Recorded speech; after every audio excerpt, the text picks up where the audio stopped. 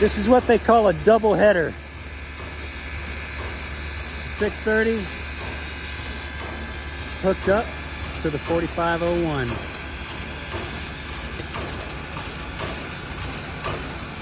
And they're about to go on a run together. This is a rare occurrence.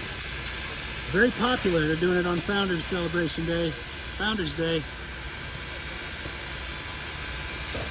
Don't get to see this every day. They're hoping it draws enough people that maybe they can do this more than once a year. That would be fantastic. People seem to love seeing the two trains hooked up together. I like it too.